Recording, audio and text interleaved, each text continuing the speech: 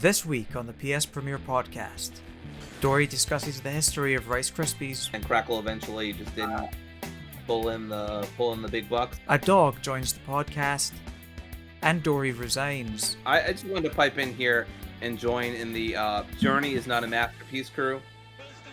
Hello and welcome to the 32nd episode of the PSPremiere Podcast. We upload a new episode of this podcast every week, so if you like this, please subscribe to the channel on YouTube, subscribe to the podcast feed, and give us a rating on Apple Casts, or Podcasts, or Apple Music, or Apple whatever. Anyway, I'm your host, James Smith, and I'm joined today by series regulars, Dory. Oh, it's me. Hi, I'm Dory. I go by she, her pronouns. You can find me at Twitch and Twitter at Declare192. And when my brain isn't spacing out due to hardware overload, you can talk to me there.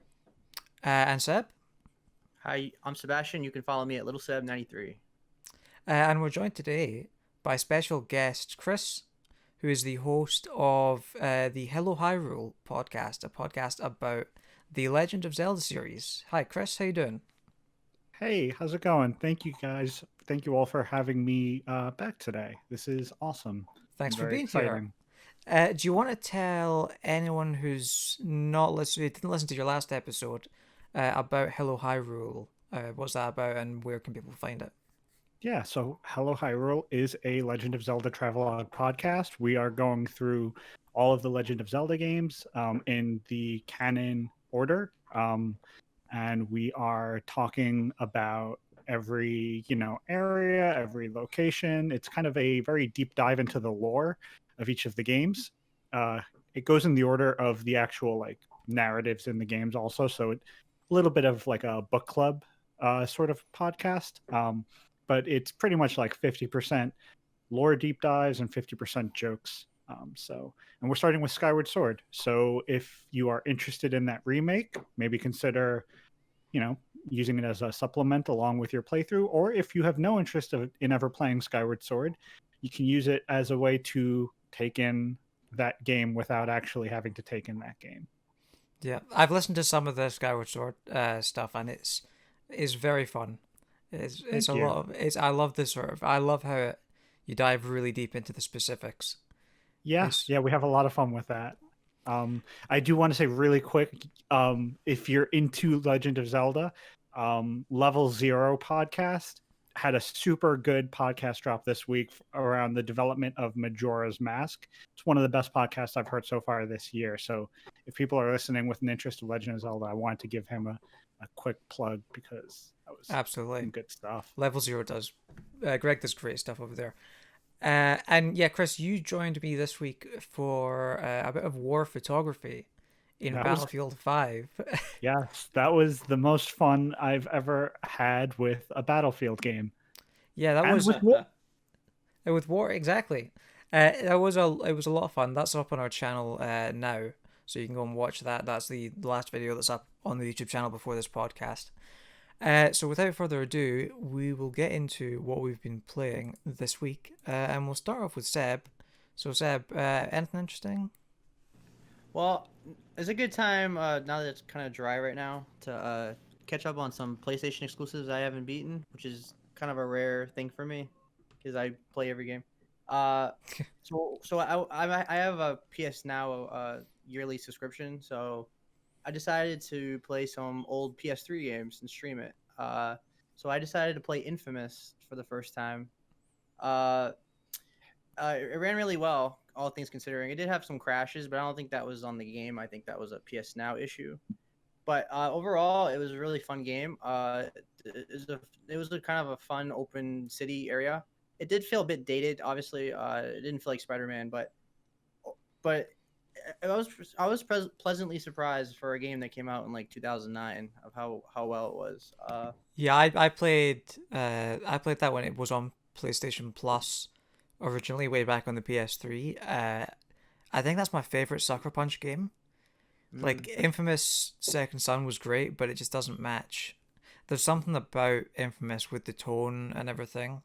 There was I'm sorry, I didn't mean to. No, on you go. So there was something about the traversal in that first game, and to have that in the open world environment that game takes place in, it felt like super unique at that time. I think a lot of things have done, that quick traversal since, but also the morality. I think having that plus the morality system. I mean, it was kind of binary, like there's good route and there's bad route, but that was still like super novel in like 2009 or whatever. Yeah, I mean, 100%. there just hadn't been that many superhero games at the time. They were talking about the Minimax show. There just wasn't that many superhero games at the time. Some may I've say that played was a it, good thing. and maybe. I definitely think there's a difference between being overstuffed with something and having a good amount of something. So yeah, I can agree to that. Yeah. But anyway, I played this 2016, 2017. I think it was 2017. I had a PS3 for a brief while, and I played Infamous on there because I knew it was one of the games I wanted to play. I really enjoyed the traversal, and morality system was okay. Yeah, Seb, what did you think of the morality system? I thought it was a bit too on the nose, but it didn't bother me. Like it was like obvious, like good versus evil decisions. But in terms of like the gameplay, I thought the new powers were really fun. Like, but it did get repetitive in terms of like every mission story arc ended in like going in the sewer and getting a new power, and it was like the same thing like 7 times. Also, there was like way too many enemies on the screen, and you die way too easy, so you just get blasted. And, like I died so many times in that game for some reason. It just you get hit like 5, you get hit like 3 times and you die. It was like you get overwhelmed. So that's all I really have to say about that game. So you played it on PS Now. Yeah, I played it. I streamed it. How is the streaming these days? Because I remember last time I tried it, I tried playing Red Dead Redemption, and the input lag was just absolutely terrible. I just had to give up after an hour. Yeah, I mean it's depending on your internet, but for me, it ran really well. Like I said, I had a couple crashes, but I'm not sure if that was on the game or if it was on PS Now. But PS Now does need a renovation for sure. Do they give you the option on PS Now to download the game, or is it always streaming? Always Not streaming? for PS3 games. You can download PS4 games. Right. Yeah, I can't download PS3 games. So I'm planning on playing the second game eventually, and then I'm gonna go through the Sly Cooper series, and then I'm gonna go through the God of War series. So I'm playing I'm going all PlayStation right now. Good plan. I really need to get through this. I remember playing the second game and not enjoying it as much as the first game. Yeah. It definitely felt like the same as the first game, but a little weaker. I don't know if anyone else had that experience. I had the same experience. The DLC for the second game is pretty well loved and is much more unique than the second game feels. But I had the same. I dropped off towards the end of the second game as well. Yeah. I do love Second Son, the PS4 one. But that as a story felt kind of generic, but like the screenshots of Second Son still look amazing today, and that was like a near launch PS4 game. Yeah. It's really impressive how far they pushed it. I never got past Infamous 1 because by the time I finished it, or not long after, I think I was pretty much done with my PS3 and I was able to get a PS4. So I don't think I ever went back to Infamous 2, unfortunately, or I wanted to play it, but same thing for Dead Space 2. But yeah, I haven't explored the series outside of one, unfortunately. Yeah, I have the platinum in Second Son, and I also have the platinum in First Light, which was also a fun like single player arena combat game. For sure. I'm confused about the order. So it's Infamous 1 and 2, and then Second Son comes after that, and then, or is that DLC? Are we No, talking it's like First Light chronological DLC. or? I'm not familiar with the story to say it's chronological, but Different protagonist, yeah, completely it's different. city. Yeah, it's in Seattle, so. Yeah, 1 and 2 are connected. Second Son is unrelated. Yeah. That's the thing. Okay. I think I like the characters in the first 2 games more than the characters in Second Son as well. I think that was a big factor for me. Because Troy Baker voices one of the characters in Second Son, right? The main character. Safe yes. bet? Yeah. If you ever ask that question, the answer is always yes. It's likely yes. You played somebody. But yeah, no, the character like Cole McGrath and Zeke was his name of his mate. I like those characters a lot. Yeah, the DLC for Infamous 2 is also on PS now, so I'm probably gonna play that as well. Nice. It's like a vampire thing or something. Yes. Yeah. Yeah. Vampire in New Orleans. Nice, nice. So I'm also playing. I also beat Knack for the first time. Hey. I beat Knack too, so, but I only got halfway through Knack originally. So I was like, you know what? I'm tired of this like hovering over me. Let's get it over with. And I beat it. I beat it in like one day. Going for platinum? Nah. No. No. I didn't like it that much.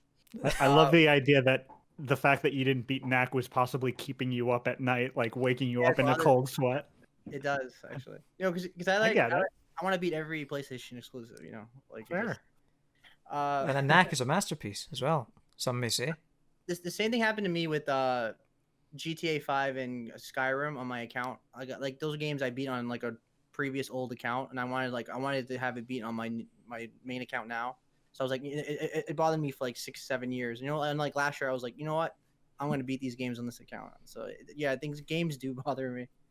But in terms of Knack, it's a solid game. I thought it's pretty creative, like you know how you get bigger and smaller and things like that. But I do think it was overly difficult, like on some sections. Like if like it's designed to be like this children's like platformer game, and it has like real challenging areas. And the checkpoints can be very unforgiving. Yeah, yeah, go ahead. it's weird, Knack, because I remember every time I've played it, I've been like just shocked by the difficulty. I believe my exact words were, "This is the Dark Souls of 3D platformers." Yeah, it was hard. No, Well, now I might have to go back. it's not even like an exaggeration. Like it's legit hard, and the checkpoints are very unforgiving. Yeah, this does not sound like a game for me because I'm already not super into platformers, and lack of checkpoints Yeah. is a big sticking point for me in games. Because No, don't get me wrong. I'll It's get not. Don't get me wrong. It's not like Sekiro or Bloodborne or anything like that. But it's definitely has its moments. right, it's Yeah. Dark Souls 3. I understand, Seb. I understand. Yeah, but the story, you know, was whatever. It's like, I didn't really care. So, gameplay is solid. It's worth playing. It's also on PS now, which I did download, so I didn't have to stream that one. I also beat Mafia 2. I beat that about like a day and a half. It's not that long of a game, like the first one. How Like did I you said, how did you find the remaster in the end? well, when I first started, like on the last episode of the podcast, I said it was janky at first, but I got used to it pretty quickly. I did think the game combat and the gameplay was very mediocre. Maybe I'm used to aim assist, or it was just very clunky. Like it was hard to aim, and in that game you die like 2 shots. Yeah, Like you break cover and you die. Like it's very unforgiving. definitely shows its age in that regard. Yeah, it's very. It has major difficulty spikes, like which I was worried about, like because that's what Mafia 3 was like to me. And the checkpoints in that game were even worse than Knack. Like the checkpoints were horrendous. Like you would get like halfway through the battle and then die from some bullshit AI. Like he decided to like run up on you, and you just and the gameplay is just too clunky that you miss it and you die. I would and you love that on the back of the box of Mafia 3 or Mafia 2. Worse checkpoints than Knack. But That's a selling yeah, point. so it was like it got frustrating in some parts. The driving wasn't great. It was very clunky too. It was very easy to crash in that game. Like there's a lot of sections where you have to chase somebody, and it didn't make any sense why my car was drifting like it was. And there was graphic pop-ins, which I don't like, but I guess it's not really excusable. I guess for a remaster, you can't call it a remaster, and then you have in PS3 level graphic pop-ins for sure. But that said, it had a great story. So the story saved the game for sure. So the whole game was me kind of like rushing through the gameplay just to get to the story. I think. Yeah. Go ahead.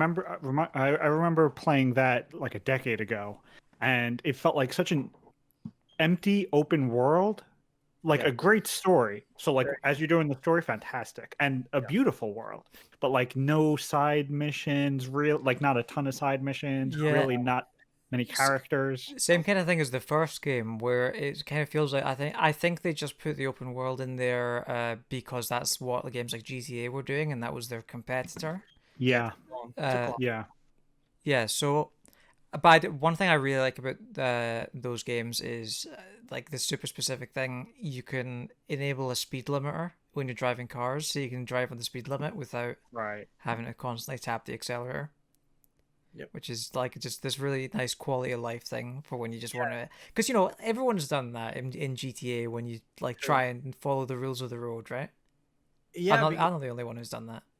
it's especially helpful because there's moments in that game where like you have to drive safely because the police find you very easy in that game. Like you crash once and like you always have cops up your ass.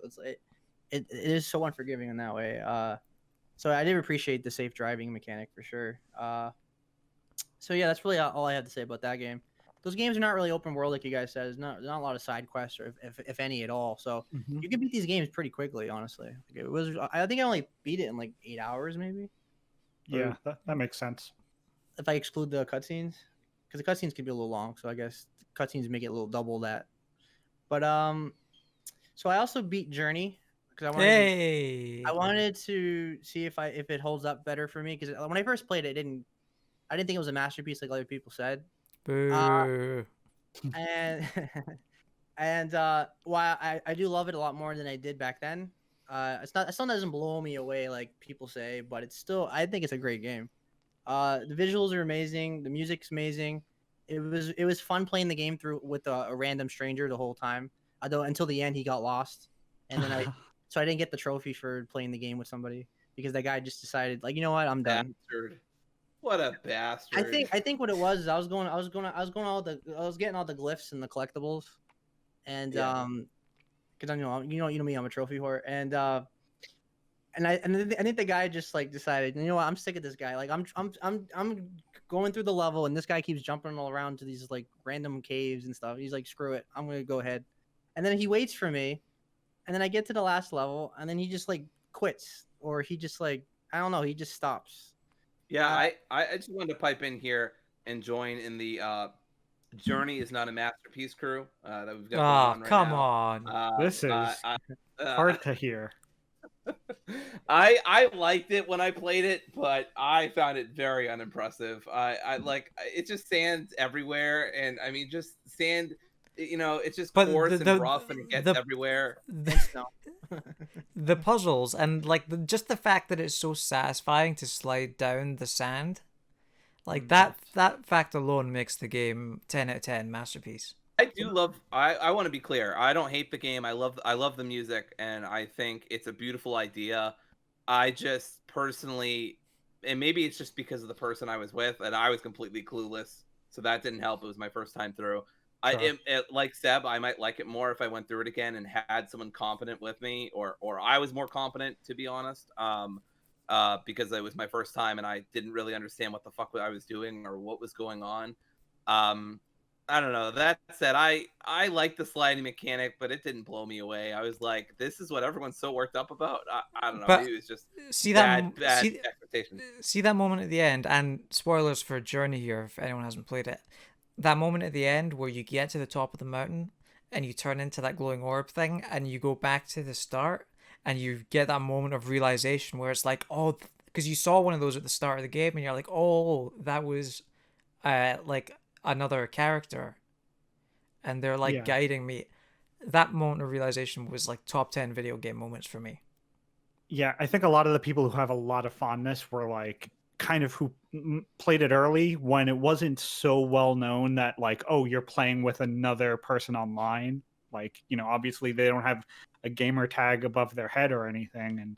But I think for me, the thing I love most about Journey, the soundtrack my wife and I have listened to, like, and she's never really played the game.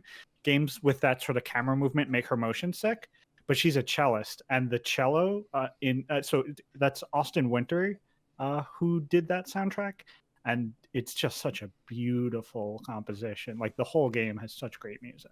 Absolutely, really is. And the interesting thing that you brought up the names as well. The fact that people don't have their name tags above them, and when the game came out, everyone thought it was intentional. It was supposed to be like a secret where you didn't know you were playing with other people, but it actually wasn't intentional. The reason they didn't have the names is because they didn't want like the moment of you playing the game, like this beautiful game. They didn't want it to be ruined by like Big Daddy 69 above some guy's username as he's going along with you. That's smart game design. Exactly. So Prepare for a journey as Big Daddy 69 takes you. So that's the only reason that And they we're gonna didn't have clip that, in. I hope. 'Cause Absolutely. we gotta clip that. Yep. But yeah, like I think that's really interesting that sort of came out of that, because that is like works really well, because like they didn't think that like AI was that advanced that people would think those were AI.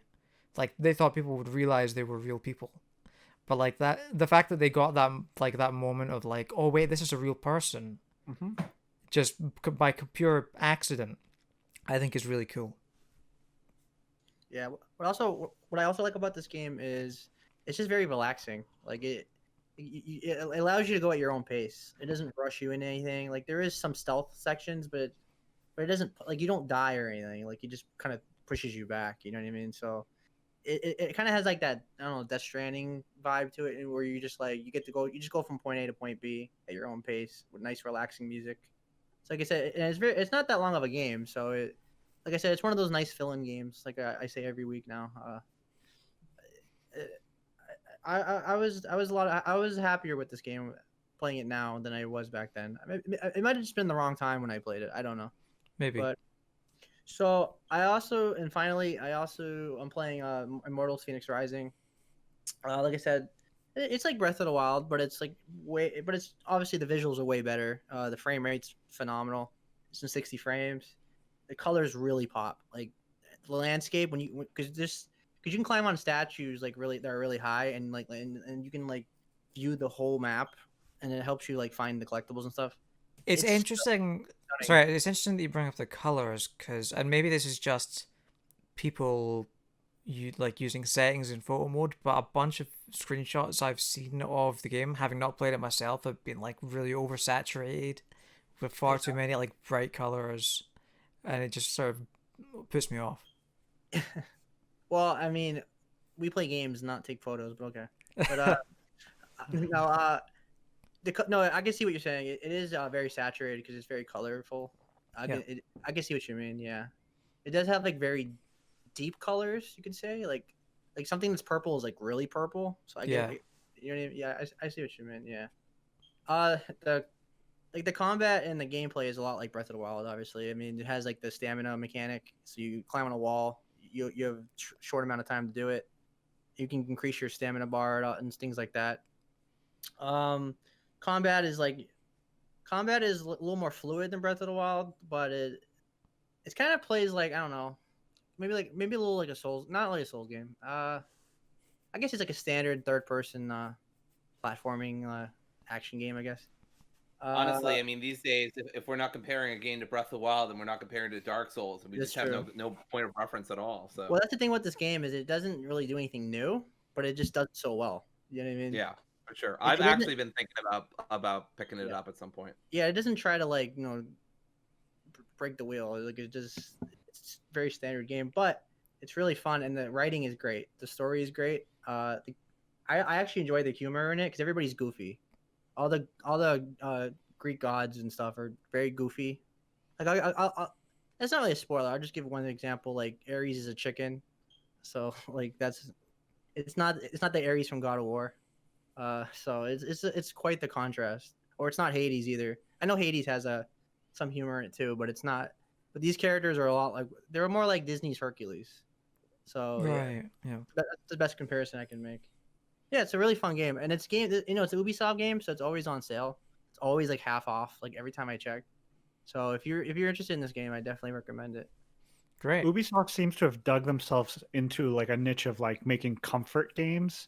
Like this to me seems like a good I just want to not think too much and just play an open world game that will be satisfying enough. Yeah. I mean, that's why I'm thinking about it. I'm thinking about having it as my next podcast game because I'll get to that later. But I'm starting to run thin on podcast games, so unfortunately, yeah, for sure. Right. So, Chris, what about you? What have you been playing this past week? So, I will spare you with some of them because as a byproduct of having Game Pass, I spend like an hour playing a lot of things and then not continuing them because I have access to so many things that can be a bit overwhelming. Absolutely. And I don't give things too much of a shake these days. But the one thing I've been spending a lot of time with is Control Ultimate Edition on the PS5. Nice. And yeah, I am just head over heels in love with this game in like a lot of ways. Like, it's one game where like whenever I tell people about it, they always have like a few criticisms, and I see those criticisms like when I'm playing them, like they're all good, fair criticisms. It's just one of these instances of none of the criticisms I hear about it are affecting me right now, and I think it's just because of where I'm at and like what I want in a game. But like the tone of the overall game is so weird. Like I was trying to compare it to another piece of medium or another piece of media, and like it's a little bit tough. Like some of the weirder moments. My co-host on Hello Hyrule compared it to Men in Black. It's like a mix of like David Lynch and Men in Black, right? Because you've got all these weird alien things, and you kind of never know what the next thing's gonna look like or be. It's got phenomenal like the world building in the game is so good. Like there are criticisms about the story of Control, and I think those are fair, because there have been times when like a cutscene will be playing out about, you know, Jesse Faden finding her brother, which is the main story. That's not a spoiler. And there are some moments there that are a little bit boring, but for me it's like well, at any given point in this game, I could be entering a room where there will be a like mini fridge that teaches me how to levitate. And like there's something so inherently exciting about that weirdness that's been like driving me forward. But yeah, that was definitely like my favorite part of the game. As someone who it didn't click with me until very late in the game.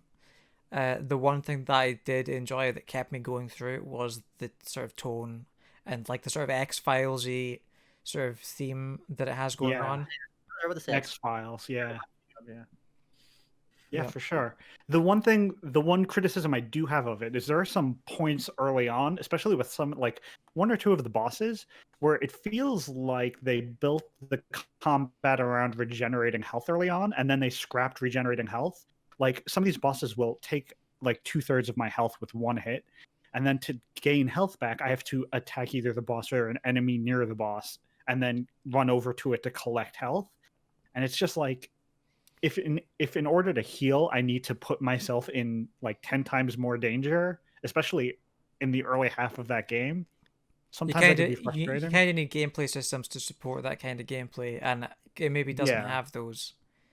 At least not early on. It might be building towards something more cohesive later, but I mean, I think some of the powers are so cool and so weird, and they totally work for a lot of the combat. I just think some of the bosses could have used a little bit more fine tuning. There was one moment where I was walking down a hall, and I swear it looked like I was in Arkham Asylum, except instead of inmates, it was just like a merry-go-round pony, like a stapler, and like they're all like in like cages. Like it I don't know, that game just does some really cool weird things, and I think it nails what it's going for in a lot of ways. I hope it was a success for them. I totally see what you're saying about like a game having flaws and you recognizing it but it not bothering you. Like that's how I felt with Kingdom Hearts 3, and I swear I'll swing back around to Control. Like I definitely recognize issues with that game, but the issues that people brought up with the combat and the story just never bothered me as much as it bothered other people. Exactly. And so I ended up still really having a great time with the game. Control, on the other hand, I really wanted to love that game more than I did. I think I feel the same way about Plague Tale, and I just think some of the checkpoints could be a little better, and some of the that last, I won't say too much because I don't want to spoil anything, but that last gauntlet that you have before you beat the game is brutal, because there's no checkpoints at all, and if you die, you get sent back to the beginning, and it is bad. I was at a 4, and that literally brought me down to a 3.5 for Control. But oh no, I haven't gotten to that yet. Yeah, I do want to. Well, just be careful. There's no good checkpoints on the final gauntlet, unfortunately. Sure. And I get it. You know, it's the final section. They don't want to close people in if people feel like don't have the right powers or don't have enough gear or something like that. I get it, but I just wish there was a better fix. Anyway, That game though, dripping with aesthetic. I mean, I Yeah. just need to say the word brutalism, right? That's all I need to say, and then I can get 1,000 views on this video. We almost made it But through this part without saying it. that's right, but I needed to say it. And yeah, I mean, it's just, and there's a part in the game, and I won't spoil it, but it is one of the best blood pumping, adrenaline pumping parts in any video game ever. And like James was saying earlier about that journey moment, that's probably like one of my favorite like video game moments of all time. I don't want to say too much, but it is really good, and the game's worth playing just for that moment. Interesting. So, I don't know if I hit that hyped moment. it up. I know I've hyped it up a lot, but it really is. I think it really is terrific. Yeah, the game really takes off when. Oh, sorry, I didn't mean to cut you off. But No, you're good. The game really takes off when you get the levitation power. Like that game really, it feels like a totally different game completely. Yeah. Don't get me wrong, it was still fun at first, but like the whole appeal of that game is having those powers. for That's sure. the exact moment that it clicked for me. Yeah. I wasn't having Yeah. fun with it before then, but that's when it sort of turned around. And that's like relatively late, or I don't know if it's late. It's like Yeah, I think it's like 3/4 of the way through the game. Mhm. But my problem with that game was the map. I thought the map in that game was horrendous. Yeah. Because it plays like a Metroidvania kind of Mhm. in a way. Because you have to explore like different rooms, and there's all these secret rooms. Because I have the platinum, so you had to do you had to find some certain secrets that were real pain in the ass. The They interesting thing, didn't even originally intend to have a map at all. Like they were just going to have you. That's why the map feels so half finished, because they weren't even planning on having a map originally. They were just going to have the bureau signs. I almost wish they had done that, because the bureau signs are actually pretty decent, and the map makes you feel more secure than you actually are in directions. Yeah. I'm saying a That's- lot of things and ending in a question mark. Anyway, that's the thing. Like I mentioned, I was playing it on PC last week or the week before or something like that, and I started using the in-game signs for directions instead of the map, and it actually made the game more fun. I've been doing that since the start, and that's one of the reasons why I'm so head over heels in love with it. It feels like you know exactly, like the story works along with the structure in a lot of ways, because it's very easy to be guided where you need to go without looking at the minimap. But that minimap is atrocious. It's very bad, and for some people, like that's tough. And I agree, Dory, wholeheartedly. Some of those checkpoints are just, oh man, you get sent back like it stopped me from playing the DLC. Like I got, I think, an hour into the DLC, and I found the whole structure of it. The first DLC, by the way, not the crossover DLC, that they released afterwards. I just found it tedious. The checkpoints were bad. The enemies were so strong that you got taken out in a few hits. At least for me, maybe I didn't grind enough. I don't know. I don't really play Control to grind, but and I just found the larger narrative around get a bunch of keys, open this mysterious door, and then go through. I was like, this is the most boring shit of all time. Like you could do so many cool things in Control, given its universe and everything that they wrote, and they chose this, and I'm like, Did you guys find the enemies to be too similar? Like, because Remedy's obsessed with like shadowy enemies in every game. Like Alan Wake was nothing but like shadowy things, and it was like the same with this game. Like it was like constantly the same enemy over and over again. that's an interesting point. Yeah, I felt the enemies were a little on the not so interesting side. Yeah, But I like the design. I like the design of them, like having people sort of hovering in the that was cool. Yeah, in the sort of in the room throughout the environment. I think that was really cool. But the enemies themselves, I know what you mean. They're very sort of just these targets that you have to shoot. yeah. Remedy doesn't do character design, the enemy design very well. They love guys, but I love the surrealness of it. Like there's certain sections that like blew me away. The visuals were just so amazing. Like agreed. It's Doctor Strange. There was one section, I won't say what it was, but it's very Doctor Strange. Like you'll know what I'm talking about. I know exactly what you're talking about. Yeah. And the story didn't really click with me, but it was all right, I guess. Like I understood I guess I think what it was, I don't know. I think what it was just like certain characters were just a little too aloof. Like you know what I mean? Like they're very mysterious about things. Like I wish there was a little more explanation for things. Like they'll introduce a character, but they don't ever explain like who or what. You know what I mean? I flip and Sure. love that pyramid. I love the pyramid. That's one of my favorite parts of the games. I won't Yeah. say too much, but just that character and the way you interact with them, plus the some of the cutscenes that they use actual people in them are really trippy. Yeah. Um, Agreed. yeah. And Oh, puppets. Yeah. Oh yeah, the puppet. The puppets, yeah. But although there's certain sections that I don't like in that game is when you go in the inn, you know when you like click the Yeah. The puzzle stuff. yeah, like I thought it dragged the game down because it happens like 6 times or something. I don't remember the exact number, but it's like it just doesn't really add anything. I know what they're trying to do, but Yeah. it doesn't really add anything to the story for me. It just felt like they're kind of filling in. Like here's some puzzles. It has to be a video game, so we have to have some puzzles. I don't know, but it didn't. No, totally fair. Yeah. And they weren't even that interesting. Chris, glad you're enjoying it. Yeah, but it's a great sure. game. Don't get me wrong. Yeah. Yeah. You been playing anything else, Chris, other than Control? I mean, you said you've been playing a lot. Yeah, but nothing too in depth that's worth talking too much about. I finished 13 Sentinels, which I spoke a month ago when I was on. That game's rad. That game, I mean, it's beautiful. It's got a good story. The story is an upward trajectory. Still hot on it then?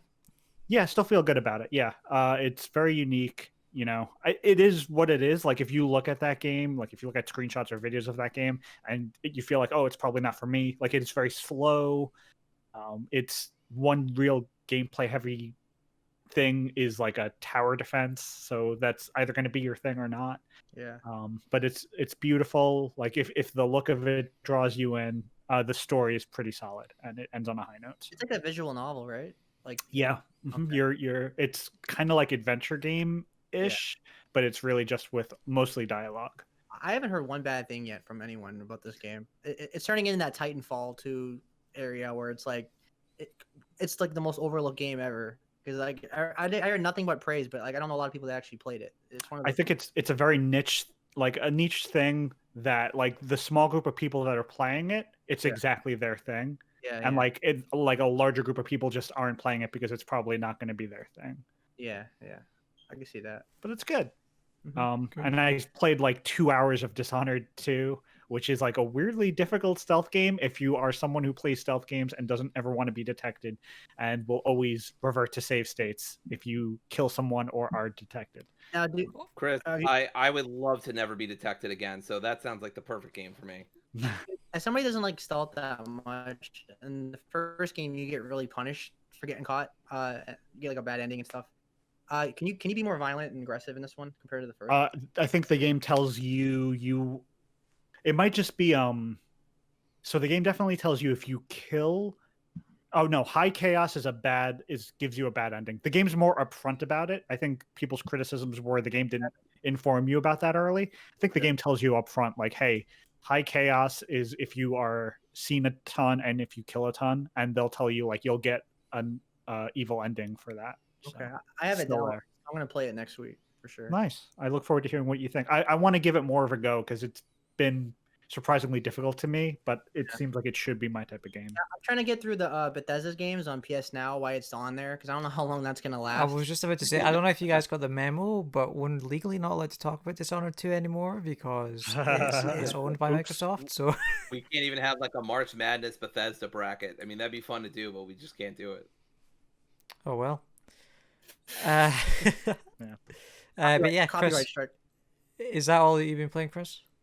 That's it for me. That's it from you. Okay, Dory, what about you? What have you been playing? Hey, so I've been playing Telltale Batman Noir Edition. I flippin' really enjoy Telltale games generally. And this is basically the edition of Batman that turns everything black and white. It's called Shadows Edition, but it's basically noir. And it's been really fun. And so what I've been doing is I've been streaming it on my Twitch channel, and playing it with Chris is one of the people I've been playing with. And we've been making very questionable decisions, mostly actually okay decisions, but some questionable decisions definitely that I would not have gone with. It's just really fun to play that game because I watched Team 4-Star play it on their YouTube channel, like back when it first came out. And so I have vague memories of the entire game and what it looks like, but I don't really remember all of it. And so it's kind of fun to like poke holes in that and fill back holes up in like that memory, like, oh yeah, I remember this happening. I remember them writing a villain this way. It's really, really fun. The writing is excellent. The voice acting is excellent. They got Laura frickin' Bailey, BAFTA winning Laura frickin' Bailey, excuse me.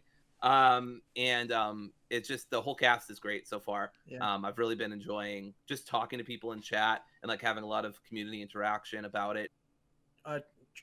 Dory, Troy Baker makes a great Batman, doesn't he? He really does, and it's very funny to have Troy Baker as Batman when, well, I guess this is spoilers, but he's a certain other character in a certain other game that's also a Batman game. So it's very funny. He does the Ninja very Turtles. good at it though. He does the Batman versus Ninja Turtles movies too. So he's like, oh damn, does he? I meant to check that movie out, but I never did. It's a great movie. Yeah. But anyway, the issue I was talking about earlier is the latency problem. So sometimes people will vote and it doesn't get in on time, or people don't see it on their screens on time. Sometimes people have better latency on their phone. Sometimes they have better. It doesn't, to be fair to Telltale, they explicitly say, hey, we don't recommend doing this on Twitch or on YouTube because there's latency issues.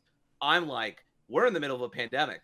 There's really nothing I can do about that. So like, I want to do this with people. This is too great of an idea for me to not do it. Like, group play is an amazing idea. If Life is Strange True Colors did this, I would be all over it. That would be amazing. Like a blind playthrough. I think they announced they did, right? Really? Because I remember seeing that and thinking, I hope Dory streams this. I would love to. That would be amazing. I would be devastated if we made bad decisions there, because I love the Life is Strange universe. We've talked about it before. Yeah. So are you on the first game right now? Like, what episode are you on? Yes, I'm on the first. We just wrapped up the first episode yesterday, and then I forgot that I'm playing a Telltale game because I have to download every individual episode, even though I downloaded the whole game. Yeah. So there's about 30 minutes of my stream where I'm like, so how's that local sports team doing? So that was fun. Some of those games have really tough decisions, so get ready. Like some of those. They do, and I already have one in the second episode. Chris knows what I'm talking about, that I feel really bad about. Yeah. So it's been eating away at my conscience.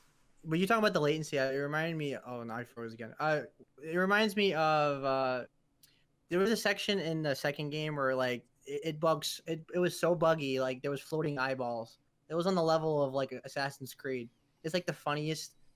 After you beat the second game, go back and look at like how those games were before they patched it and stuff.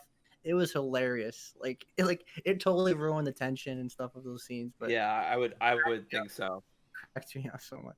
That sort of stuff is what contributed to Telltale kind of having a rough go after a while, right? Because they just had a reputation for these games are very buggy at launch, and they were spending a ton on licenses, right? So the licensing issue and they were using the same engine for like 10 years. So it's like, you guys have to get to modern times now. It's like, yeah, they didn't have. Yeah, and they had too many license problems. Like they had literally they were just grabbing this and this and this and this. They needed to pump the brakes and just And there's Game of Thrones, Batman, Borderlands, Game of Thrones, Back to the Future, Jurassic Park. It was just too much. Yeah. It was too much. But I that said, I'm having a great time with this. If anybody who's watching this want to join me, more the merrier. I stream on Thursdays at 9 to 11 EST, and we all make questionable decisions with Batman at the helm. Let's see. I've also been playing Carrion. I played it a little bit last night. I think I'm in late game at this point. It's not a super long game. I do have some new complaints I wanted to make about it. So I've already talked about a little bit about this, about like kind of getting lost in the map, but that happened yesterday too. It's not completely the game's fault, because I forgot that I had gotten a certain ability that could help me get out of, like, move forward. But I kind of wish the game would, I don't know, do some sort of recap, or I don't know. The button was in the top right and I just forgot about it. But anyway, the other thing I want to complain about is those electric shield enemies. They are incredibly annoying to deal with. If you hit them, you take a bunch of damage. They then also have automatic rifles, which just shred you. So you've got to have a really sort of stealthy approach as the monster. Yep. I'm still enjoying the game overall, and I think I'll still probably say it's like a 4 or something like that. But yeah, definitely some issues that I'm noticing that, there's some maneuvering is not as precise as it needs to be. Like I've noticed a bunch of times that I'll be coming up a given section and my forward momentum will pull me into an area I didn't mean to go in. It especially it happens when in Carrion you're basically playing the thing, but it's not called the thing because copyright. You're this big gelatinous, it's not even gelatinous, but this big like creature. And so when you get a certain size, it becomes a little unwieldy to move around. But yeah, overall fun. I'm nearing the end, I think. But those shield enemies suck and I hate them. And there was definitely one time where I was finally able to kill an electric shield enemy that I'd been struggling with, and I just grabbed him and I just flung him across the room, and I was like, die, die, die, die. And it was great. Great. So made me feel better. Don't call the police. I'm okay. Last game I've been playing is Lost Legacy. I started that this week, and I really like the graphics. It's very pretty, just like Uncharted 4. I think my biggest criticism already is that it just feels like it's DLC that's been stretched out too much. I already feel like the game's moving very fast but very slow at the same time. It's very disorientating. Sure, I can understand that. What's that? I can understand that. Yeah. I mean, don't get me wrong. I love the writing, and I love that Chloe's back, and I love that you get to team up with I'm forgetting her name. Nadine, thank you. And they are just a terrific duo, and I love them, and I just wish to nothing but success in their lives, even though they're doing some questionable things of a questionable nature. But yeah, I think my other big criticism of that is so far is just I don't like the open world segments. I didn't mind them in Uncharted 4, so this isn't about me like not wanting it in my Naughty Dog games. I also liked it in The Last of Us Part 2, so definitely not about that. But it is cool to see this sort of lineage. I'm convinced at this point, after playing Uncharted 4, Last of Us Part 2, and Lost Legacy, that Naughty Dog just wants to make an open world game, and they just haven't completely committed to it yet. And I'm all aboard on that train. But if I could interject, sure. Naughty Dog's like one of the last developers making proper linear narrative games. For now, that aren't like first-person shooters, right? I can't think of anyone else who's making third-person action games that aren't open world. Right? Yeah, I was gonna say Insomniac, but I guess no, those are open world games. Yeah. So I don't know. I feel like narrative games. I can't think of one. Right now. I feel like we'd be losing something if they started making open world games instead. I mean, what you call it? Remedy. We just talked about always kind of have. Yeah. That's true. That's kind of a Metroidvania kind of deal. Yeah, though. It's open-ish. Yeah, it's not totally linear. The next game is gonna be open world. I'm just letting you know. Like it's gonna be Viking, probably fantasy focused, for sure. There's not enough Viking games out right now. I got a bad feeling it's gonna be a Viking. I thought there was rumored to be a game in space, but regardless, I'm not making. Sorry, what's up?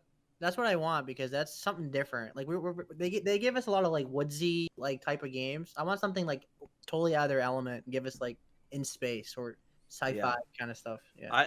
I agree with you, James, that the role that they play in the industry is very important. But honestly, I've seen enough Naughty Dog games at this point. I want them to do something really different. Yeah. And Jack and I don't see why other companies couldn't do something similar. I mean, like at the end of the day, right? Sorry, yeah. I just want more linear narrative games like that. It doesn't have to be Naughty Dog that makes them necessarily. But like, I feel like at the same time, if we've got enough like Naughty Dog games in that style, but also we have enough open world games as well. Yeah. So I was thinking about this on Dory's stream for Lost Legacy. I want to see what Naughty Dog's passion project feel like is, right? Like it feels like they have carved this niche out for themselves exactly what you said, James, like this linear storytelling, like these really character focused games. I want to see like what that project is that they like discussed but never really planned out because it's like too much of a stray and it might not make as much money back. Like I want to because they've got such a budget and they've got undeniable talent. I want to see like what they want to make more than anything, as opposed to their next game in their big franchises, kind of. Yeah, I completely agree with Chris, and and to be clear, my whole their next game is going to be an open world game isn't like a normative claim. Like I'm not saying, oh well, that's what I want or that's what they should do. Mm-hmm. It just seems like that's the direction they're going. I didn't care for it in Lost Legacy because, or so far, I'm only a couple hours in, so I could change my mind for sure. But it's only like a 10-hour game, so I'm not sure if that's going to happen. But it just feels in Uncharted 4 it felt very constrained. In Last of Us Part 2 it felt very constrained. But in Lost Legacy it feels like I could go in a lot of different directions, but I'm not getting decent rewards for it like I felt like I was in Uncharted and Last of Us Part 2. Mm-hmm. It just feels like there isn't enough of a budget here for what they're trying to do in terms of rewarding players for looking off the beaten path. That's just the feeling I got there. You didn't feel that way about Uncharted 4? Because I thought that was the worst. No, I really enjoyed the stuff there. Yeah, because Uncharted 4, like the most memorable thing is the story, obviously, and the combat and things like that. Right. Like the open world sections were so forgettable. I don't even remember a single thing about them. I'm kind of with you on that, but more so, I was really hot on them the first time I played. Well, I wasn't really hot on them, but I liked them the first time I played. But on replays, it felt like just something that I had to get through to get to the next story beat. Yeah, because I think Naughty Dog learned from that for Last of Us Part 2, because like there's open sections, but they were never very too open. Like you had no idea where to go. Like, I feel like Uncharted 4 was kind of like that. Like there was like island sections with a boat, and it was just like I was like, I don't. This doesn't really add anything for me. I definitely got turned around a couple of times in Uncharted 4, but it never felt as I never felt as lost as I do in Lost Legacy. That's fair. I agree. So maybe the real Lost Legacy was the directions we lost along the way. I don't know. I had the same problem though. Like the open world sections of Lost Legacy were the worst parts of the game for me. Like I was very into the story and the gameplay, but then you had these open world sections that didn't add anything to the story or anything to the game. Yeah. I also feel like it's got a weird difficulty spike right at the beginning. Like some of the gunfights feel really intense, which is weird because I've just started this game. And I know it's like an Uncharted game, so it's like, how difficult can the controls be? I played 1, 2, 3, and 4 at this point. So it's like, it's not exactly a mystery what the hell I'm supposed to do. Take cover, shoot, roll, throw a grenade, whatever. Jump off a fucking building and punch somebody in the face. I always love doing that. Are you playing on normal or are you playing on crushing? Yeah, I never do Uncharted past normal because that stuff's fucking brutal. I don't think they know how to scale things difficulty wise on Uncharted because Nate's such a wuss. He can only take a couple of bullets to the chest. What a wuss! Come on, that's true. This isn't Call of Duty. Yeah, shambles. You die very easy in those games. You can tell those games were not designed for a higher difficulty. Like, yeah. We've talked about this before. I will say, by the way. Just to end on a more positive note, I do love the writing, characters, VO, all that stuff. I think I said that earlier, but I just want to kind of end on a positive note. I am enjoying this game, but I hope it gets back on a more linear path soon because I'm not enjoying. It might be like with James that I've only played Uncharted 4 once, and so the first time I did those open world segments, I was just really amazed by the scenery. That game's fucking gorgeous. Absolutely. And I took a lot more photos in it than I thought I was going to. Yeah. So maybe that was part of it. And I also always felt pretty well rewarded because I got treasure and I got lore. Also, I came up with this really dumb pirate accent for reading a lot of the letters. So that was really fun. So I just gave myself rewards. Yeah. Because Naughty Dog, just filling in those spaces, Naughty Dog, I got you. So anyway, that's what I've been playing. But now, Dory, now that you've played like the whole series, like you're not done with this game yet, but you beat all the other ones. Where would you rank this so far, like among the games? Like, I don't know. I'd have to get further. I'd have to get further in, but it's probably going to be Uncharted 2 levels, or maybe a little lower. This might be my favorite series. So sorry, I didn't mean to interrupt you. No, that's okay. Yeah, I mean, I'm pretty sure it's not going to beat 4. 4 is definitely my favorite, and then 2, and then 1, and then there's some other game that's in the series, but I don't remember what it is, and I refuse to talk about it. I don't like 3. Yeah, I really don't like 3. I remember thinking Lost Legacy was my favorite at the time, though that might have just been recency bias. Maybe. So it probably was, to be honest, because I don't remember it much at all, really, now that I think about it. It's 2 and 4 for me, personally. Those are my favorites. Yeah, that makes sense. As for what I've been playing, I haven't been playing much this week. I've only been playing Battlefield 5 on PC. Not actually, I don't think I've played a single round of Battlefield 5 on PC. I've just been in spectator mode taking photos. That game is tough to take photos in. Surprise. That game is, because you have to, if you're not in a private match, you have to be in a public match, and you have to get your settings in order and everything like that. Really, I'm taking photos. you we had this moment, and Smithy didn't use it in the video, so I'll say it here. But we had this moment after an hour of taking photos where I was like, I'm pretty sure the game I'm playing right now is not what the developers created or intended at all, because we're just walking from place to place and just staring at things. But it was a ton of fun. Definitely. But that's the thing. We were in a private match where I could take my time to frame a shot and get you to move into a certain position. In a public match, the problem is you have to be very quick, because you can't tell the players, can you stand over there for a minute? You have to, if a tank moves into the perfect position in a frame, you have to quickly change all your settings, hide the menu, take the photo and everything, and oftentimes they'll run away long before you're ready. That's war photography, James. That's gotta be ready. The objective. Who's this guy that keeps to stand there taking pictures? Exactly. Yeah. But I've also been playing Red Dead Redemption 2 on PC. Also not playing the story, also taking photos. But I got significantly better photos in Red Dead Redemption 2, I think. You did, yeah. Some of those are that game is absolutely gorgeous. In particular, the skyboxes. Yeah, single player. In particular, though, the skyboxes in that game, because it's all volumetric clouds. It's not it's not a PNG or anything like that. So they look absolutely phenomenal. But yeah, that's what I've been playing this week. You beat that game twice now, so you can take as many photos as you want now. You know everything about that game at this point. Exactly. Yeah. Yeah, I might just do a full playthrough where I just take photos on PC.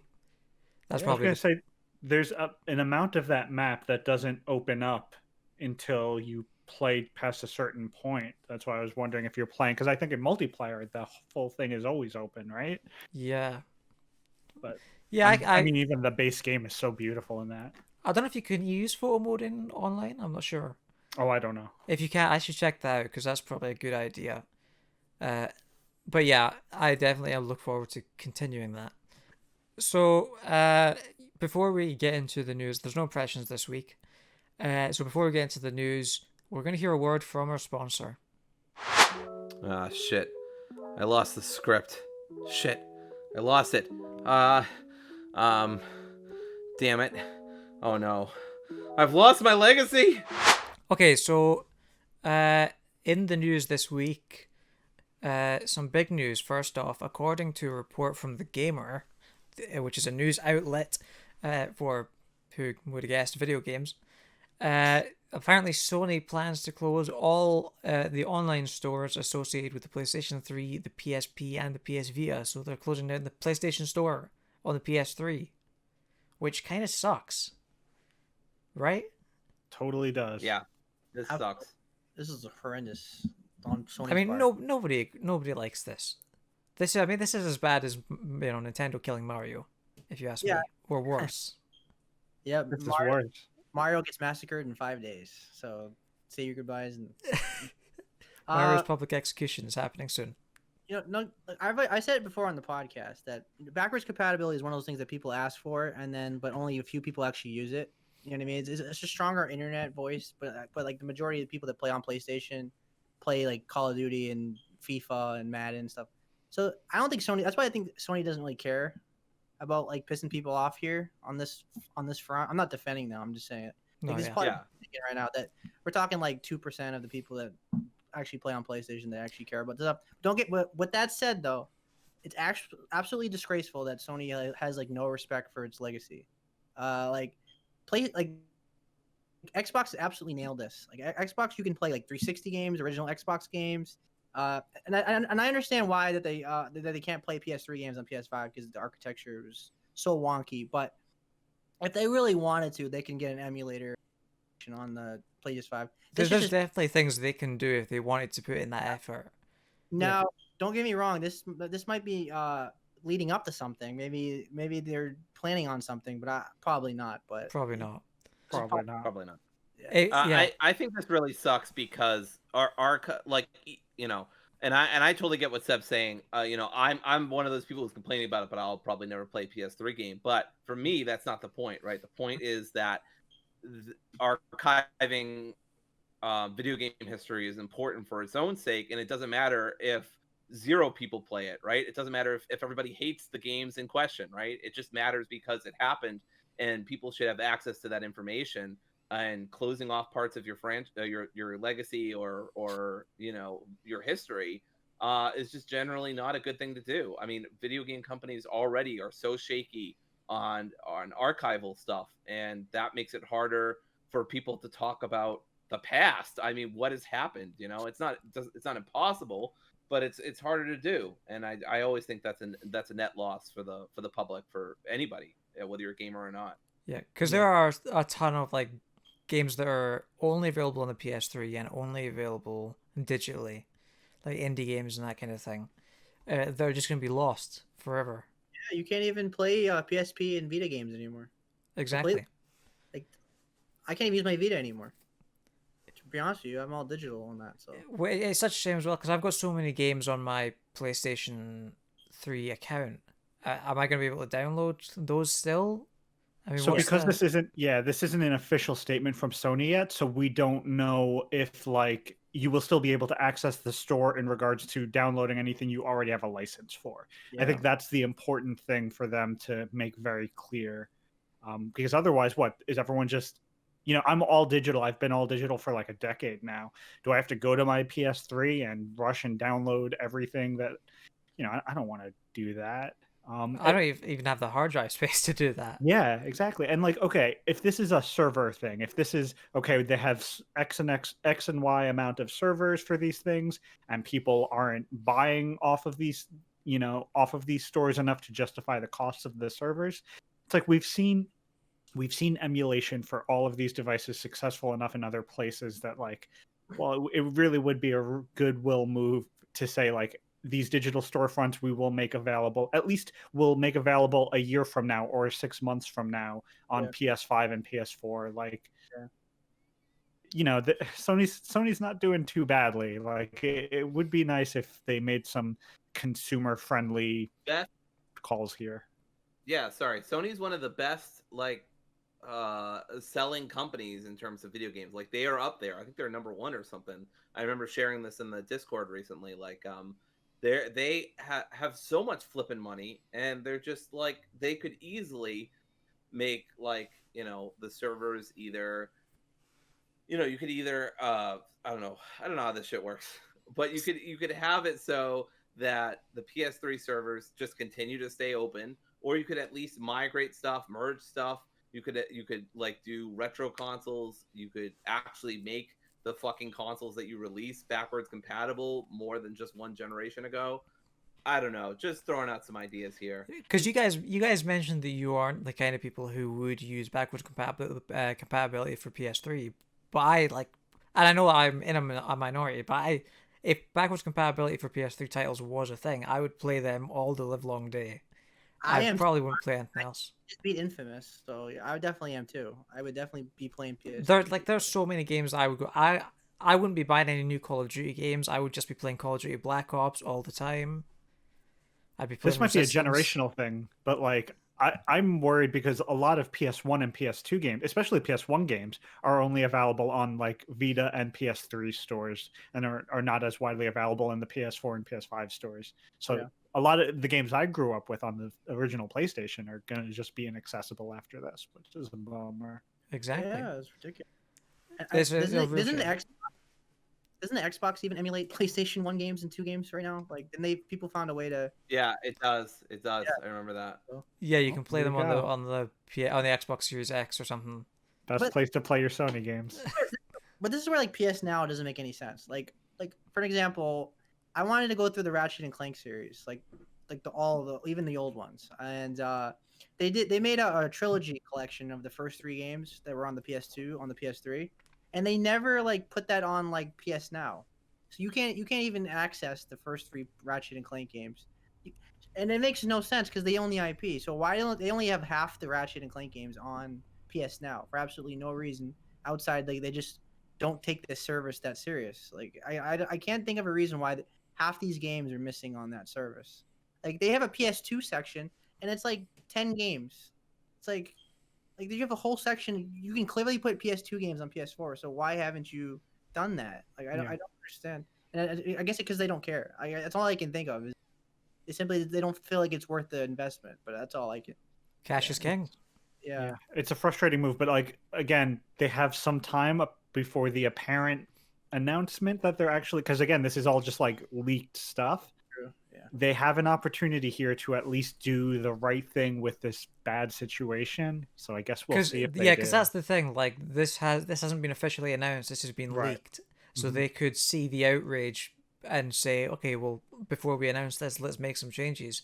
But they're not gonna do that. I don't think they're gonna do that because it's based on Sony's track record for this kind of thing. It seems like they're just going to double down on this and they're just going to close it down. We just got to stop hoping. I mean, people had so much hope for the PS5, and it's just not warranted at this point. Like the PS2 was the only time ever that Sony had all of their consoles, all the consoles games on one console. PS3 didn't have PS1; it just had PS2, I think, and PS4 just had PS3. I mean, they just don't. If it's more than a generation ago, they don't care. And PS3 did. Sorry. PS3 did have PS1 games. PS2 games were only available to play on the early versions of the PS3. Yep. Got you. Okay, cool. Yep. So that sucks. So Jim Ryan has said in interviews that like he like literally just doesn't get this stuff. Like to him, not only is no one gonna play it, but he went to he looked at some of the old games and he's like, these look like crap. Why would anyone ever play them? And I'm like, what? That's not the point, you fool. That's not the Jim Ryan, fool. Not the point. I'm calling you out, Jim Ryan, with all your billions of dollars. You're never going to hear this anyway. Come on, PSPremiere, Jim Ryan. He's our #1 fan. He listens to every episode. He's going to be heartbroken this week. Yeah, I know. Yeah. Jim Ryan, fix the mistake here, and then we're on good terms. Yeah, like PS Now, like it doesn't have to put games day one like Xbox does, but like you don't even have like all the Uncharted games, like the PS4 versions on the service. You don't have like I don't think it has The Last Guardian, or I know they're on the PS collection now, but the service is just so. It has like 800 games, but most of them are like obscure indie games that half of them you have to stream that no one's gonna touch. They kind of like they it's overly bloated to say they have all these games, but like in reality, it's missing so much. They have a real opportunity to compete with Game Pass if they focused on their PS1 classics or added more PS2 games or more PS4 games. It is such a shame because they're gonna see the outrage to this and they're not gonna care because they know that people are just gonna forgive and forget in like a month's time. Yep. Because I mean, the people have already sort of stopped talking about this news already. I mean, it's how it goes. You know, people were outraged about Pokemon, and then it sold like 20 million.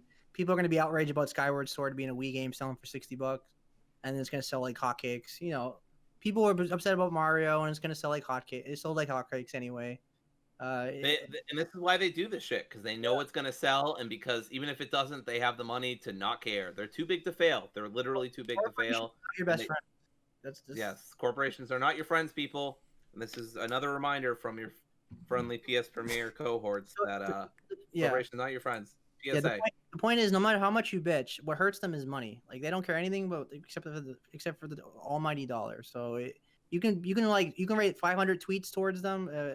If their bank account is not being affected, they don't give a shit, and it's just the reality of things. Well, there you go. Well, in other less depressing news, this week. Ghost of Tsushima is getting a movie, which is going to be directed by Chad. I didn't practice this beforehand. Does anyone know this guy's name? I think it's Stileski. Okay, Chad Stileski, was he the director on John Wick? Stileski. Yeah. Yeah. I Okay. believe so. Yeah, so he's directing the Ghost of Tsushima movie at the moment, and Sucker Punch they're gonna serve as executive producers on the project. So yeah, Dory, you're a big fan of Ghost of Tsushima, right? Yeah, but do I need a fucking movie based on it? No, I don't. This Why? just feels incredibly unnecessary to me, and unless it's bringing some sort of new perspective, I mean, I'm glad Sucker Punch is involved. That's a good sign.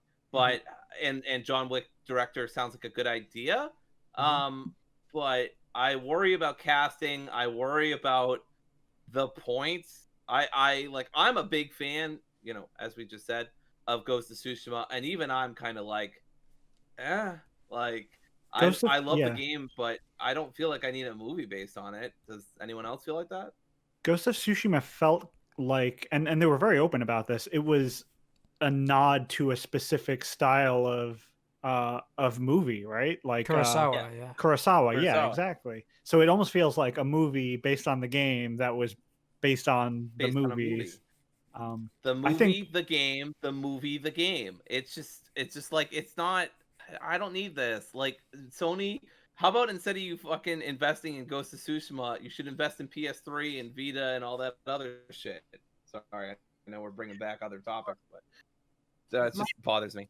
In my opinion, it's the same as the Last of Us show. It's it's not necessary at all, because those games are already cinematic and story driven and things. Like, it doesn't need to exist. But at the same time, I'm excited to see like the visuals alone. Like, you don't ever get to really see a lot of Western, Japanese like takes on Japanese like samurais and things like that.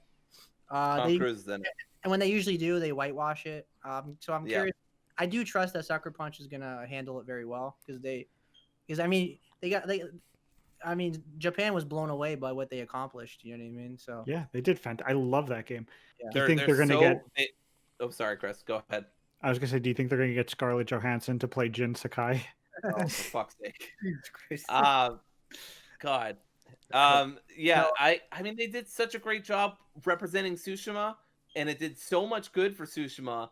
I know we've talked about this before, but I must emphasize that some of the game devs, or all of the game devs, I don't remember, are literally now ambassadors to Tsushima. Like, that's how good of a job they did. Like, you fucking nail it. Yeah. When the island, the director, when the island behind it's like, yes, thank you. Here, take this title. Like amazing, especially for a Western, largely white, team. Yeah. As unnecessary as it is, though, like combat, visuals, and like this movie could be really, really kick ass. It can be unnecessary as possible, but if this movie delivers on like amazing, like just like amazing popcorn movie, I'd be totally satisfied. But like, don't you guys think that... Go ahead. Yeah. Go ahead. I was gonna say, it's like Mortal Kombat, right? If it just delivers on the action and at least some self-serious acting, which I would be okay with, because obviously Ghost of Tsushima is a fairly serious story with only a little bit of humor here and there through like basically one character. I'd be cool with that. But anyway, Seb, what were we gonna say? But at this point, like, you got to think, like, do they have a service like on the way? Like, they got like Twisted Metal and Last of Us. You got like... I was going to say, you guys are going to get another one of these every other podcast for the rest of the year, because Sony's got their movie production studio. That's the reason why this is happening. And they're investing in it. They did recently stop selling movies on the PlayStation Store, so maybe they are ramping something up. Yeah, like I said, and that's where they're going to put all the PS3 and the Vita games. No, whoa! That's where they own. That's where they have. They own Crunchyroll, which is like the biggest like anime streaming service, and like they did that. They did that Ratchet and Clank movie, and then they were doing that Sly Cooper movie, but I guess they got canceled or whatever. So like, yeah, and they have Spider-Man. They have the rights to Spider-Man, so I'd be shocked if they don't do something at some point. Like, everybody's doing it now. I think they had Crackle at one point. Wasn't that Sony's streaming service, Crackle? And then Crackle eventually just didn't pull in the big bucks, and I think they shut it down. Or as popular. I'm not sure. I never used it. I'm not familiar with it. But I think I yeah. only used it once or twice. Well, Seb, you brought up the Last of Us show. I think that where this differs from that for me is the Last of Us has like one of the best video game stories of all time, and movies and TV are very much a storytelling medium. So I think that fits really well. Where I'm lukewarm on this idea is because Ghost of Tsushima has a pretty mediocre story, in my opinion. It didn't blow me away by any counts. It didn't blow me away, but I wouldn't say it was mediocre. Good, but it definitely didn't it wasn't The Last of Us level, of course, for sure. Yeah. I think they have a little bit of room to, like, if you think about the season structured as like, if they are going for the same story as the game, they could, you meet a lot of characters and you kind of go on a lot of side adventures, and you could have a couple of episodes for each of those characters and still have some pretty satisfying arcs. And the overall arc between Jin and his uncle, I mean, it's not like a completely unique story. It's certainly no Last of Us, but I mean, it might be able to pull some emotional punches depending on how they handle it. But that's the thing though. Like you said, like it's an open world, and you have all these side characters, and you meet them and everything. Wouldn't this be better as a series, like a 10-episode season or something? Oh, I forgot that this was announced as a movie. In my head, it switched to a TV show, and I was like, "Oh, that's a great idea." No, yeah, movie is weird, maybe. Yeah, I take it. I'd be more willing to take it as like a 6-episode miniseries. Yeah. Yeah, like I could see that. I agree. I would prefer it as most things, honestly, unless you've really got a short plot or it's really accessible in 2 hours. Yeah. I don't know. I feel like TV series have been getting better and better on that front, and movies seem less necessary. But I don't know. You guys know I'm a huge Rurouni Kenshin fan, and the live action movies that Japan did are phenomenal. They're surprisingly good, and if they can do that, I'll be very happy with this movie. If they can capture that. Yeah. Well, anyway, let's move on to something that I wanted to discuss. So, Disco Elysium is getting its final cut released on, I believe it's the 30th of March, correct? Yes. And it's this interesting thing where it's the original game, but it's every voice line is getting full voiceover and some new stuff added in it. It feels like a director's cut of a movie where it's like the director's original vision that they maybe couldn't achieve beforehand, but now the game sold so well, they've got the budget to implement all these things that they wanted to have before, but they had to cut due to time and budget constraints. So I was curious if you guys if there were any games, because I feel like this is maybe going to become a more popular trend, but I feel like I was wondering if you guys had any games that you would want a director's cut of in this style, if you'd want like the developers to go back and create the definitive version of that game, not just sort of remastering it, but adding in content where they cut it previously or cutting things that didn't work in hindsight. I've got an easy pick. I never even finished playing this game, and I don't even particularly know that I would want to play this game. But Metal Gear 5 would just be flipping great, because Kojima never really got to finish it. And to be clear, I want Kojima to go back to it. I don't want Konami touching it, not with a 12-foot pole. But like if Kojima could go back to it and he could somehow work it out with Konami and he could do a director's cut, that would be amazing, because Kojima's heckin' bonkers. And I would love to see what was going on with him and what he wanted to do, because he definitely didn't get to finish it. And so that's probably my number one, honestly, just because I love the Metal Gear games. Shocker, right? I love a universe that's completely bonkers with a very weird and convoluted and difficult plot at times. But so I would love to see that. That's definitely up there for me. Because that game had at the time a lot of there was a big news that it wasn't actually finished. Because they have in what the special edition of the game, they have like a cutscene that you can access what the final mission was supposed to be, where you go to an island or something like that. So like, there's obviously a lot of stuff that Kojima wanted to have in that game that he didn't get a chance to finish. So I feel like that's a prime candidate for this kind of thing. Probably never happened because Kojima and Konami would probably never work together again. But that would be like the dream project, probably. That's the dream director's cut. But what do y'all think? So Metal Gear Solid 5 would be my go-to also. I loved that series so much, and just there was something about the way that game wraps up that feels so unsatisfying. Like, even knowing the controversy that happened with Kojima and Konami, just as someone who was so invested in those games, that story just trips over itself at the end in a way that just is such a bummer. But since Dory got that one, I actually think, for me, I would like to see the director's cut of Fable and Fable 2, because Peter. So I don't know if you guys remember, but Peter Molyneux was like an incredibly controversial game director, because he would make all of these grand promises, and a lot of this stuff would never end up making it into the games. And it was always some amazing things. Like, I think in Fable 1 or 2, it would be like, oh, you'll plant a seed for a tree and you'll see that tree grow throughout your playthrough of the game, and like things like that on the original Xbox. It was always these ambitious things. And, he, certainly could be a, snake oil salesman, or considered one to an extent. But there's some amount of it that just felt like, oh, I'm sure he wanted to put those things in, but at some point in the game design process, you have to say, okay, how long do we have? How much money do we have? What can make the cut and what can't? And it feels like just a ton of stuff just had to be cut or never got a chance to be developed, even if he, in his heart, wanted those in his final vision for the games. So if you're unfamiliar with the Fable games and Peter Molyneux, it's worth going back and looking at some of that controversy, because it's very interesting stuff. Yeah. Now that you mentioned like that actually gives me so many ideas. Like, one that I thought of was BioShock Infinite. I didn't look at a lot of the marketing for that game beforehand, but I know there was like a lot of promises that game made that it didn't end up delivering on.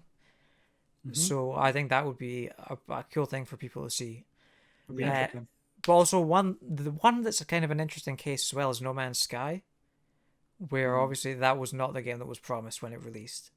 But I feel like in that case we kind of do have the director's cut of that now, because it feels like it has reached what it was originally intended to be. Yeah. I think they got there. They made the game that they showed off in those first trailers. It just took a few extra years. Yeah. Well, didn't they retitle it now? Like, they've come out with expansions and updates. I think it has a title now, like a new subtitle. No, they re-released it on. They re-released it as No Man's Sky Beyond, which was the name of one of the updates. But yeah, I've got a couple more of these as well. So like Modern Warfare 2, I think it would be really interesting to see. There was a huge controversy around that game where the studio heads at Infinity Ward, Jason West and Vince Zampella, they were sort of, Activision wanted them out. They were seen as troublemakers and that kind of thing. So they had like, I'm sure they had a vision for what they wanted Modern Warfare 2 to be, but the bigwigs at Activision sort of pressured them into making it a more action-orientated sort of story. Yeah. I think it would be cool to see what the original version of that game would sort of look like, where it's maybe more in line with the first game, where it's more focused on being a realistic sort of story and less on these big action set pieces. As much as I love those big action set pieces, I just think it would be cool to see what that game originally would have looked like.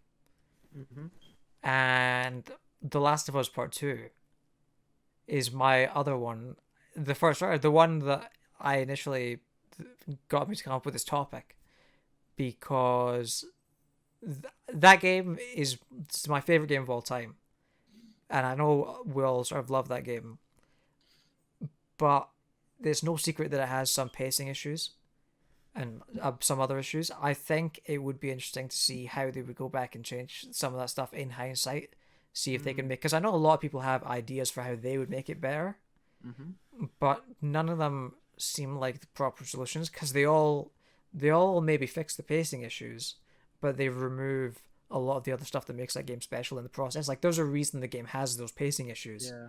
and it's because the story needed to be structured in that way to tell the story that they wanted to tell. But I do wonder if there's anything that they could change in hindsight, with some more time to think about it, that could fix those issues. Yeah, I'd be very interested if they could totally like change the sequences or the scenes in a different order and see if they can accomplish the same thing, the same success in a totally different order. Like I wanted to. Oh, go ahead, Seb. Sorry. No, I'm done. Okay. I wanted to also mention, while we're talking about director's cut, I mean, Sea of Solitude, which I talked about a few weeks ago, is getting a director's cut. And that's exciting. It's getting completely reworked vocal lines. Some scenarios are going to be a little different, improved graphics, I think. It's basically going to become a whole different game. Yeah, whole new voiceover and everything. And they're only released on Nintendo Switch, which is a little sad. Yeah. But I think weird. I might be wrong, but the new voiceover sounded like the character now has like an American accent or something like that based on the trailer that I watched. I didn't really mind the voice acting. I know a lot of people said it was bad or that they didn't care for it. I get those complaints because obviously it's not a professional. But to me, it felt like such a small little indie game that I didn't mind that. I accepted that as a limitation of the budget. And honestly, to me, it just made the game feel more genuine. If they replace it with 100%. Professional voice acting, I don't know that that's going to hit as hard, because she sounds like a real teenage girl who is very unsure of herself, and like, for better or worse, right? And so I get that it doesn't sound professional, but they're a small indie studio. I don't expect them to have Laura Bailey. Like, I'm okay with that. I mean, Troy Baker, if he played the main character, Troy Baker just wasn't available for the monster, unfortunately. He would have done it if he could have. He would have. He would have done it. I mean, he loves it. I don't personally have any suggestions, but it does remind me of, there is, like, we do have complete editions in gaming. We do have, like, I do know that Metal Gear Solid 2 and 3 were, like, there's different versions of that game and those games in every region. Like, the American version has different things, the European version has different things, and I know Japan has different things. And also is Japan tends to get a little more censored, so they get like a different edition after us. Because America, we usually don't censor our like violence and stuff, and so like that was the case with like Resident Evil, like the director's cut, like the original one, like there's like decapitation and blood and stuff like in the original cutscene, and they totally took that out, I believe, in the Japanese version, and and like the Code Veronica, like Resident Evil, like there's like the Code Veronica X, and there's the original, and the Code Veronica X has all new like cutscenes and a big fight at the end and things like that. And then, of course, another example I can think of is like Pokemon. Like, we get like their first two versions, and then the third version is like a combination of the two, and then they got a whole new story extra on top of that. So, that makes me. I know we're talking about PlayStation games, but it would make me excited if we got a Sword and Shield director's cut or final cut or something where Nintendo actually gave Game Freak the frickin' time to like develop that. And to be clear, I love Pokemon Sword. But I do not deny that it could have used a little bit more time in development, and that would be amazing to see. But it's time for Pokemon Gun. That's right. It is. Pokemon Gun. The time for swords and shields are over. It is time for Gun. We want the Pokemon game with decapitations. Yep. That's right. We want to see Bidoof beheaded. I don't know why I said Bidoof in particular. Sorry, Bidoof. Bidoof. Sorry. You guys are giving me great material for the intro here. I'm a Bidoofist. That should be the intro right there. Yeah. No, not the gamer tag that I mentioned earlier that I won't say aloud again. Let's move on to the community questions. We have one community question again this week. We'll get more community questions than I thought we would. To be honest, I didn't think this would be our weekly segment. But here we are. If you'd like to submit a community question for us to read on the podcast, be sure to join our Discord server. The link is in the podcast description. So our community question this week is from Rob from DraftPunks, who has been on the show before. So thanks, Rob, friend of the show. And he asks, while we can all agree that in many ways genre classification is now meaningless, Which video game genre do you often find appealing in concept but can never quite invest time into for one reason or another? This is an easy answer for me. Open world games. A lot of open world games are just not done well, and they just they fill it with fluff and like pointless side quests and things like that.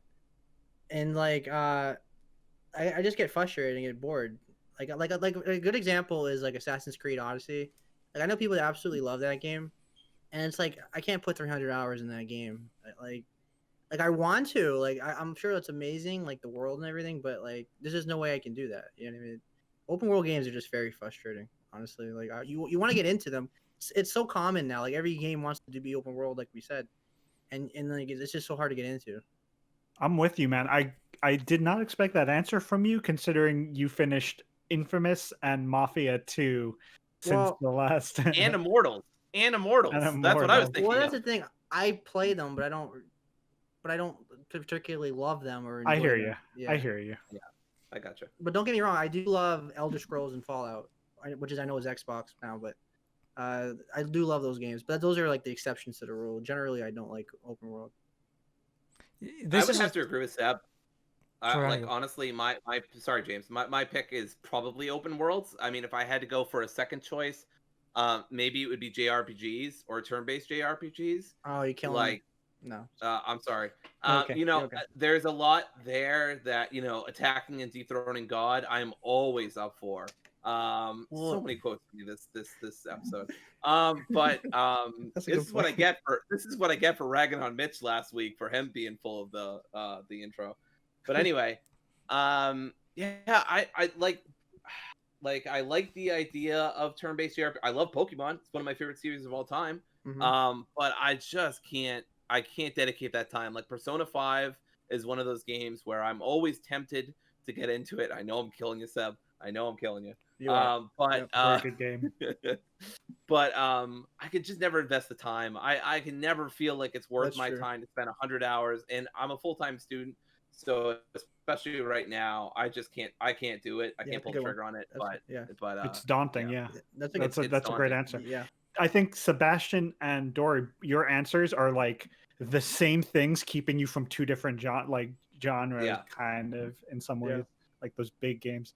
For me, it's 4X games, like strategy games, and I had to do some like quick googling because I almost said I am afraid of XXX games because I forgot the genre. But 4X is explore, expand, exploit, exterminate. So like Civ. And recently I played Crusader Kings, or Crusader Kings 3.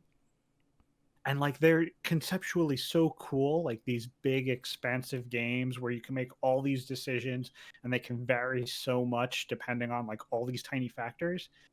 But just every time I play them, they spend the first hour offloading all of these mechanics on you. It's just mechanic after mechanic. Like I can't absorb that. Like my brain cannot cue that many things in without actually just playing it and exercising those muscles, naturally. Yeah. And I feel like as soon as these games let me, out of the tutorial, I just do something stupid and like lose the game almost immediately, or just stop having fun. You kind of stole my answer because I'm in the exact same boat. Mine's the same. Like Crusader Kings 3, I love the idea of everything that can happen in that game. Like your infant child can go off and murder a bunch of people and you have to deal with the consequences of that. It's like all this weird stuff can just happen. I love it so much, but it's so like those games are so time consuming. And I never feel like I can, for one reason or another, invest the time into them. Mm-hmm. So that's my answer as well. That's all of our answers. We've well, I guess James didn't have a different. I would have been really excited if James had like a separate genre that he also couldn't get into, and then we could have done like a Captain Planet thing, Yeah, but no, that was going to be my answer as well. So those games are tough to get into. They're really big games. But yeah, we're going to end off this week with a game. So Chris, you're going to take us through a round of a game that you're calling Born Metal or Soulsborne. Yes. So I've come up with a trivia game called Born Metal or Soulsborne. in it, I've listed a bunch of pairs, each comprising of one death metal band name and one Soulsborne boss. So that is a boss from the game Demon Souls, Dark Souls 1, Dark Souls 2, Dark Souls 3, Bloodborne, or Sekiro.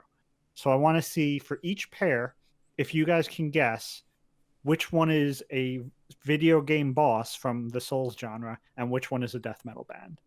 I don't know. Do you guys want to like agree on which one you think falls into each category as a group, or do you guys want to do individuals?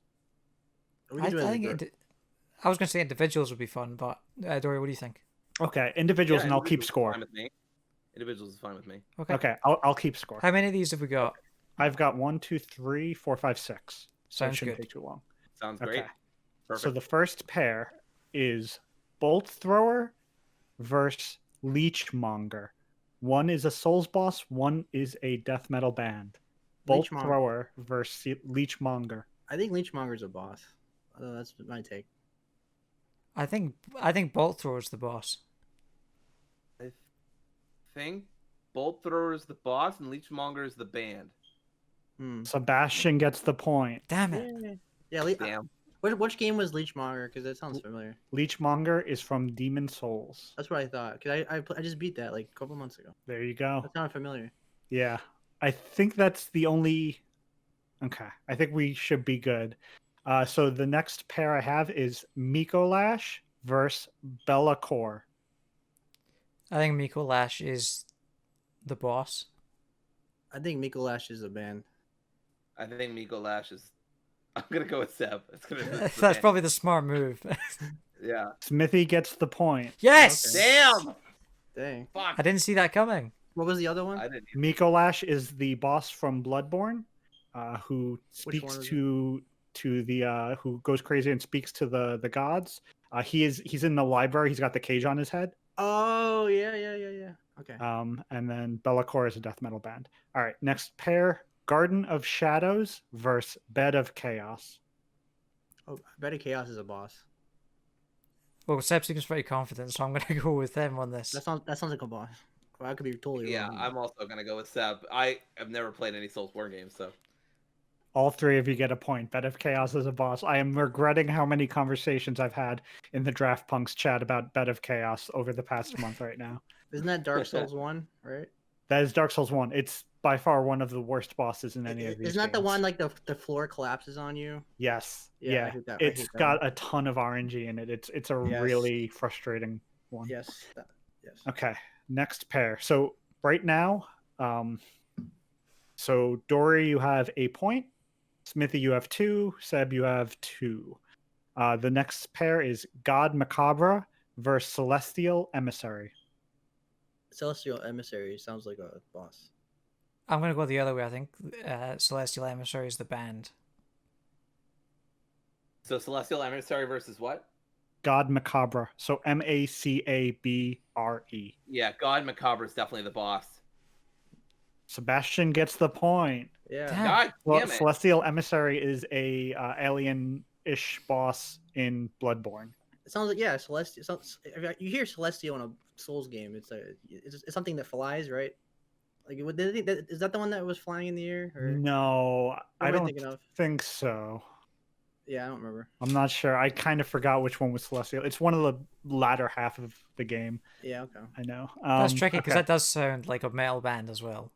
A lot of these do. That's okay. So The whole thing. That's the game. speaking of, the next pair is Ceaseless Discharge versus Morbid Angel. Oh, think- Morbid Angel is the death metal band. Finally, a fucking death metal band I know. That's a band. Like the other one, the first one's a boss. I mean, I'm going to go with them on this. Because Dory seems very, very confident. Ceaseless Discharge is a boss from Dark Souls 1. Yes. Yeah. So, Yeah, the second one I sounds was too much waiting like a for you to. band. I was waiting for you to pick a death metal band I had heard of because I don't listen to a ton of death metal, mostly just old school Opeth, but I at least know a couple of those brambly boys. Damn it, What we've was- accidentally done a podcast with someone who knows death metal. A little bit. What was the band name? Morbid Angel. Yeah, that sounds like a band right off the bat. I've heard of them before. I don't even know why, but I mean, Morbid Angel could totally be a boss in one of these games, especially considering Ceaseless Discharge as a boss name. Yeah, it just seems a little too on the nose to be a boss. I guess like it's gonna be too easy. Like you would think like Maybe something Angel would be a boss in a Souls game. Sure. You know what I mean? Yeah. All right. Last one. Malevolent Creation versus the Living Failures. I think Malevolent Creation is the boss. I think I won, so I'm just gonna anyway. So I'm just gonna say the second one is what's the second one again? The Living Failures. You know what? Like that sounds like a band, but that could be a trick question. So I'm just gonna say it's a boss. Like I'm just gonna throw it out there since I won already. So. Shit. I don't know that you're that far ahead. No, but I think if this is the last one. You might be. Yeah. What do you think, Dory? So it's the Living Failures, which same. And then what's the other thing? Malevolent Creation. Malevolent Creation's got to be the boss. I think this is a tricky one. Come on. What is it? Are all three of you locked in? Yeah. Yeah, we're all locked in. Seb gets it. Damn it. God damn it! So Seb, final score, Seb has I think 1, 2, 3, 4, 5 points. Smithy 3, Dory 2. Absolutely. That's how it should be. I definitely deserve to be in last. Dory is the living failure. To be fair, I did beat a lot of Souls games, but I'm not like a diehard remember the bosses. So just to be clear, I didn't know beforehand. So. That's all good. Thanks for that, Chris. That was great. That was a lot of fun. So and also thanks for joining us, because that's the end of the show. So do you want to plug Hello Hyrule one last time? Where can people find that if they fancy listening to it? Yeah, Hello Hyrule one more time. It's a Legend of Zelda travelogue podcast. We're playing through Skyward Sword. We will be for the next few months. It's very lighthearted. It's also pretty lore heavy. So you can find us over at Hyrule Pod on Twitter and Instagram. I'm on Twitter at a man named Babs as well. And if you can find Hello Hyrule on pretty much, I think, every podcast app. So it's just 2 words, Hello Hyrule. Great. So you can find us wherever you're listening to us now, I suppose. We had, as I said earlier, we had that video where Chris and I go through Battlefield taking photos. That's up on the channel now. We'll have some more cool stuff going up in the next couple of weeks. Also, keep an eye out for that. We'll have a podcast episode coming out on Thursday this coming week. We're still not sure if that's going to be that week's episode or a bonus episode, so we'll let you know on Twitter about that. So thanks again, everyone, for joining me, and thanks for listening. You can subscribe to our channel on YouTube, and you can subscribe to this podcast on podcast apps and give us a rating on Apple Podcasts. All right, we'll see you next week. Goodbye. Bye.